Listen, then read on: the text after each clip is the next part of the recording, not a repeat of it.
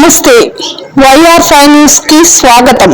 జరిగిన ఎలక్షన్ లో ప్రశాంతమైన వాతావరణంలో ప్రజలందరూ కూడా సహకరించారు. చాలా సంతోషం. ఇది డిపార్ట్మెంట్ కూడా పాపం చేసి ఎక్కడ కూడా ఎలాంటి సమస్యలు లేకుండా కూడా పాపం చేసిందని చెప్పేసి కూడా నేను చెప్పడం జరుగుతూ ఉంది. ఏదున్నా నా గెలుపు కోసం ప్రతి వారు కష్టపడ్డారు. ముఖ్యంగా గ్రామాల్లో అయితే రైతులైతేనేమి, పార్టీ కార్యకర్తలు అయితేనేమి, అభిమానులు అయితేనేమి, మహిళలు అయితేనేమి పార్టీ కుటుంబ సభ్యులుగా పనిచేశారు. మైనార్టీలు కూడా తమ ఎలక్షన్ మాదిరిగానే నిన్న జరిగిన ఎలక్షన్ లో బాగా కష్టపడడం జరిగిందని చెప్పేసి కూడా చెప్పడం జరుగుతూ ఉంది.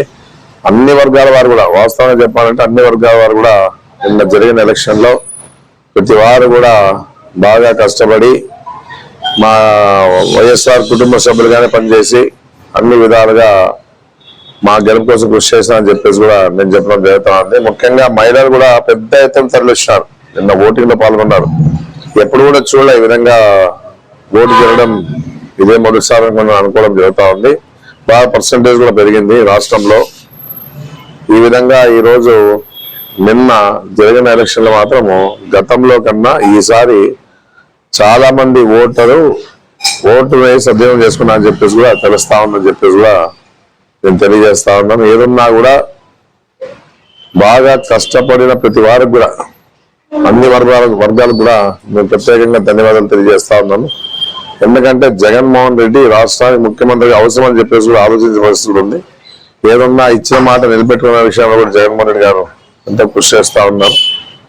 ఆ విధంగానే ఈరోజు నేను అనుకుంటే ఉండేది ఏమంటే, మహిళలంతా కూడా ఇచ్చిన సంక్షేమ కార్యక్రమాలు ఉన్నాయి కాబట్టి పెద్ద ఎత్తున వచ్చి ఓటులో పాల్గొని ఓటు సద్వినియోగం చేసుకోవడం జరిగిందని చెప్పేసి కూడా నేను చెప్పడం జరుగుతుంది.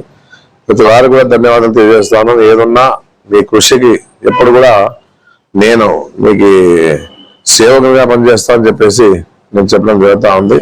గెలుపు మందే, రాష్ట్రంలో మళ్ళా వైఎస్ఆర్ జెండా ఎగరేస్తామని చెప్పేసి కూడా నేను తెలియజేస్తాను. జగన్మోహన్ రెడ్డి రెండోసారి కూడా ముఖ్యమంత్రిగా ప్రమాణ స్వీకారం చేసేది గ్యారంటీ అని చెప్పేసి కూడా నేను చెప్పడం జరుగుతూ ఉంది. మీ అందరి ఆశీస్సులు ఎప్పటికీ పార్టీ పరంగా ఉండాలని చెప్పేసి నేను కోరుకోవడం జరుగుతుంది. మేము కూడా మీలో ఒకటిగా ఉంటూ పనిచేస్తామని చెప్పేసి నేను తెలియజేస్తాను. ఏదన్నా నిన్న జరిగిన ఎలక్షన్ లో ఎలాంటి అవాంఛనీయ సంగతి జరగకుండా అందరూ కూడా కృషి చేసినందుకు కూడా ప్రత్యేకంగా నా ధన్యవాదాలు తెలియజేస్తాను. నమస్కారం.